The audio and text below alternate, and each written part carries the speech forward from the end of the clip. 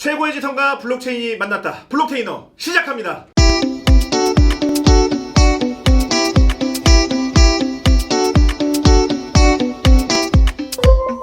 오늘은 정말 또 특별한 분을 모셨습니다. 한국금융 ICT 융합 학회의 오정근 회장님 자리해 주셨습니다. 환영합니다. 반갑습니다. 네, 제가 꼭 해드리는 게 있어서 안녕하세요, 회장님. 네, 반갑습니다.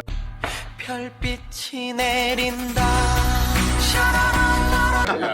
제가 간단히 우리 오정근 회장님을 좀 소개를 해드리면요, 현재 맨체스터대에서 경제학 박사, 한국은행 통화연구실장, 그리고 금융경제연구원 부원장, 고려대학교 경제학과 교수 등을 역임을 하셨습니다. 오늘 금융전문가로서 아주 다양한 이야기를 전해드릴 텐데, 오늘은 어떤 주제로 함께 이야기를 해주실 예정이신가요? 오늘 요즘은 가장 핫 이슈는 뭐니 해도 비트코인 가격 최근에 하나에 5,700만 원까지 올랐거든요. 아무래도 그것이 앞으로 어떻게 접근하는가, 왜 그렇게 올랐느냐, 이런 것들이 핫 이슈가 아닌가 싶습니다. 비트코인에 대해서 자세히 알지도 못하고 또 어떻게 투자해야 될까 방법도 모르고, 그리고 왜 이렇게 올라가는 거지? 해서 그 여타 그런 머스크인가 그분 얘기만 듣고 이제 쭉쭉 들어갔다가 지금 한순간에 폭락을 해서 지금 더 블록테이너를 지금 더 열심히 해야 됩니다. 그렇죠. 지금 폭락이 아니고 아주 굉장히 일시적인 조정 장세거든요. 제가 이번에 보니까 우선 그래프를 보면은 최소 4만 달러까지 올라갔다가 3만 달러로 떨어졌다가 다시 5만 7천 갔다가 지금 4만 7천에 와 있잖아요. 맞습니다. 그게 무슨 얘기냐면 이제 흔히들 주가 그래프에서 보는 이런 그 오르는 그런 그래프거든요. 바로 그 그래프예요. 그래서 굉장히 중요한 건데, 그러니까 이제 우상향하면서 항상 그게 뭐냐면 심리적 저항선이 있습니다. 그러니까 3만 달러까지 가니까 사람들이 너무 많이 왔다 해서 매물로 내놓잖아요. 그 3만 달러 떨어졌어요. 그래서 사람들이 야, 이제 폭락하는 거 아니냐고 그때 막 파는 사람이 있어요. 그때 제가 다 팔았거든요. 아이고 하여튼 그런 사람이 있어요. 근데 그 이제 그래프를 잘 보면 또 3만 달러 왔다 다시 올라가죠. 그 올라가는 순위 제 굉장히 관심이 컸었는데, 만약에 3만 달러에서 4만 한 2, 3천에서 또 내려왔으면 크게 오르지를 않을 걸로 예상이 됩니다. 근데 이것이 5만 7천까지 올라갔거든요. 그러니까 이제 올라갔다가 다시 3만까지 왔다가 5만 7천까지 크게 올라간 거예요.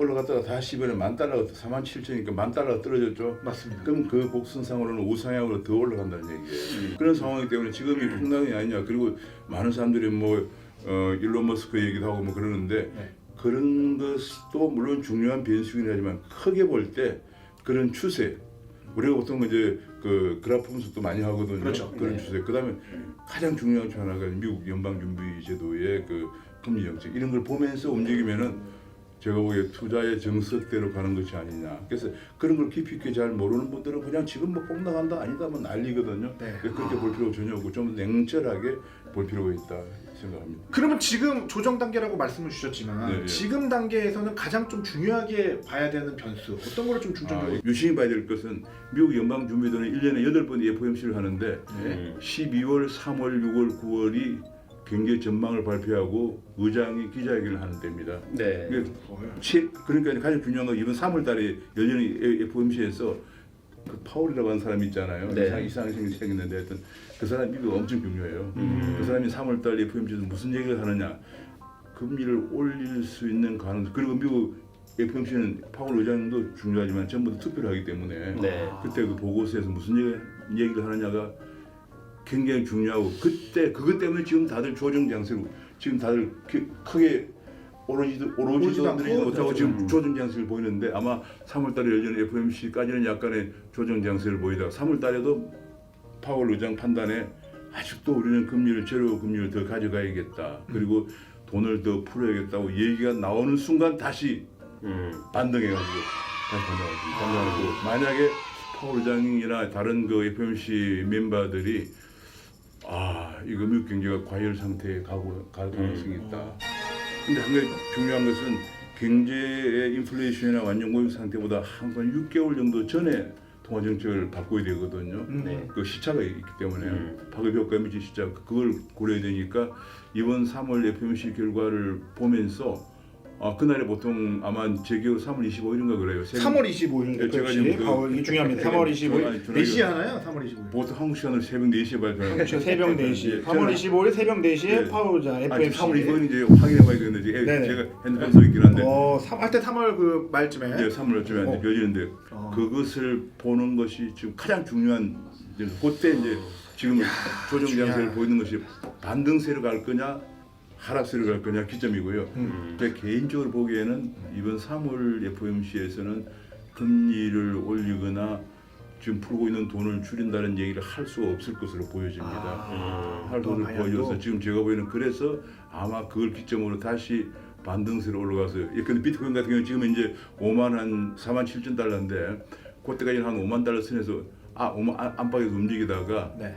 FOMC에서 아직도 금리 올릴 때가 아니다라는 것이 나오면은 다시 반등하는 곡선을 그릴 걸로 생각을 하고 있습니다. 2018년, 17년에 올랐다가 18년에 폭락한 것처럼 그런 폭락 장세는 없을 것이라는 거죠. 기존과 같은 동기. 예, 그건 당연합니다. 왜냐하면 이제 워낙 많은 기관 투자가들이 진입을 해 있고 이제는 그때와는 달리 거의 이제 암호화폐가 이제 거의 뺄 수 없는 우리 중요한 금융 자산으로 이제 자리를 정립해 가고 있는 상황이거든요. 그래서 최근에 잘 보면은 금값하고 반대로 움직이고 있어요.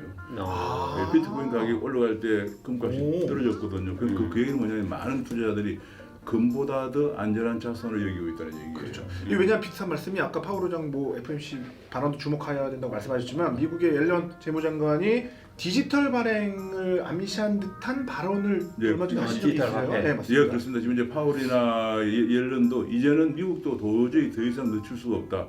지금 중국이 이제 왜냐하면 디지털 위안화를 이번에 전에 이제 발행해가지고 벌써 이제 베이징이나 뭐 선전 같은 데 4개 도시에서 시험 운영을 했거든요. 그리고 이번에 춘절을 계기로 해가지고 베이징 시민 5만 명에게 200 디지털 위안씩을 가지고 있는 전화에다가 다 전자기기에 넣어줬어요. 그래서 한번 써보라 이랬단 말이에요. 그것이 아무 문제 없이 잘 써져졌거든요. 그래서 시장에서 작동이 되더라. 예, 작동이 되니까 이번 그걸 기회로 가지고 도시가 아니고 저 중국 중부지방에 있는 서찬성, 한국말 사천성이라고 그래요. 사천성에 있는 그 성도가 청도인데 청도에서 5만 명을 선발해가지고 5만 명에다가 또 200위안씩을 또 공짜로 또 넣어주거든요.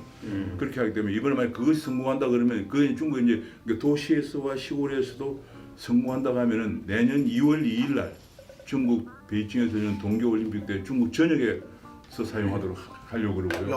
한 가지 또 중요한 것은 홍콩과 태국에서도 중국 여외에서도 사용을 지금 하고 중국 이외에도 예, 그건 뭐냐 중국이 앞으로 디지털 위안화가 아시아 지역에서 통용되는 아시아 지역의 기축통화로 가게끔 하려고 하는 거거든요. 그래서 그러니까 이제 지금 달러도 말이죠. 사실은 전 세계 달러 하지만 보면 달러 사용되는 데가 아메리카 대륙 아시아밖에 없어요. 그렇죠. 유로화를 쓰잖아요. 그렇죠. 그런데 아시아 지역에서 만약에 디지털 위안화가 통용돼 버리면은 달러의 위상이 그만큼 줄어드는 거잖아요. 그렇죠. 그래서 쉽게 얘기하면 달러의 기축통화의 패권에 엄청난 타격을 받게 되거든요. 거기에 대항해서 이번에 이제 옐런하고 이제 그 파월 의장이 우리도 빨리 해야겠다. 이미 디지털 달러를 발행해야 되겠다. 이미 연구는 하기 시작했는데요. 아마 조만간에 옐런의 이 발언을 미뤄보니까 좀 빨리 더 나올 것 같아요. 그러니까 중국은 이제 아무래도 이제 동남아시아나 이 아시아 아시아권에서 이제 금융 패권을 네, 장악하려고 그러고 유럽은 유로가 있고 예, 예. 남쪽 이제 중남미는 말씀하신 것처럼 이제 달러로 아메리카 대륙 남북한은 달러였는데 지금 저래 되면 달러에 영향을 미치는 데가 아메리카 대륙밖에 없거든요. 그렇게 되면은 아시아는 그냥 온전히 디지털 위안화에 내놓아야 되는데 그렇게 하기에는 미국이 좀 그래서 사실은 미국하고 중국하고 다른 면에서도 쟁점을 많이 하지만은 금융 패권 전쟁, 금융 패권 전쟁을 하고 있는 겁니다. 그럼 회장님 보시기에는 지금 디지털 위안화 계속 말씀 주셨는데 앞으로 방향은 어떻게 흘러갈 것 같습니다. 예, 그러니까 지금 이제 중국에서 디지털 위안화도 이제 그러니까 앞으로 뭐냐면 지금 중요한 것은 현재 쓰고 있는 현금과 지폐와 동전이 있잖아요. 그렇죠. 이제 없어지는 현금 없는 사회. 현금이 없어지는 캐시리스 사회로